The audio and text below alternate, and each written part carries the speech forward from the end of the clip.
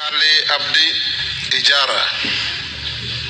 Honorable Speaker, pursuant to the provision of Standing Order 44.2c, I rise to request for a statement from the Chairperson of the Departmental Committee on Defense and Intelligence and Foreign Relations regarding an attack on herders in Kurunjo area in Hulugho ward of Ijara constituency. Honorable Speaker, on March 23rd, 2025, a tragic incident occurred when officers of the Kenya Defense Forces, Special Forces, specifically the Long Range Surveillance Unit, LRS, ambushed and attacked a group of unarmed herders who had entered the fringes of Boni Forest in search of pasture for their livestock.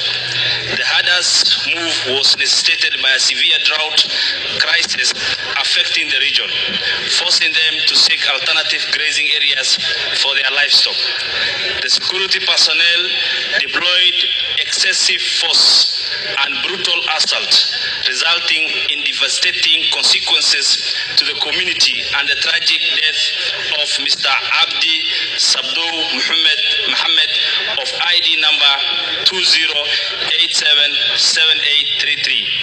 Honorable Speaker, following the incident, 15 people were critically injured and several others, including women and children, remain unaccounted for. Also, over 5,000 heads of cattle were either scattered or driven deep into the Boni Forest, further threatening the survival of the affected families whose livelihood depend entirely on livestock. This incident has caused anxiety in the community, highlighting concerns about the use of force by security personnel and the need for a more nuanced approach to addressing security challenges in the region.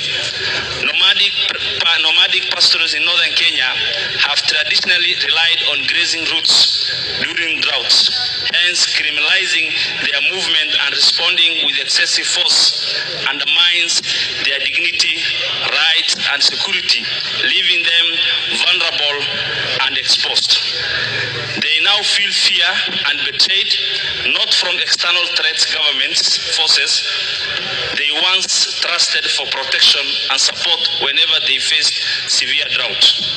Honorable Speaker, it's against this background that I request for a statement from the Chairperson of the Departmental Committee on Defense and Intelligence and Foreign Relations on the following.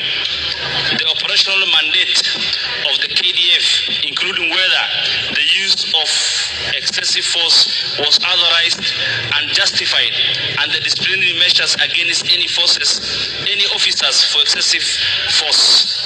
The status of investigation into the Kurunjo attack and the operational conduct of the K.D.F Special Forces involving in the incident.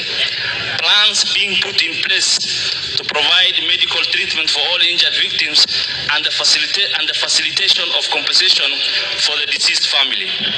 Efforts being made by the government to search for and account for all the missing persons and livestock, including the status and timelines.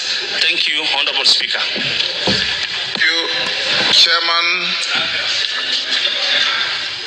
Committee on Foreign, Wapi Bashir. Yes, you are in that committee?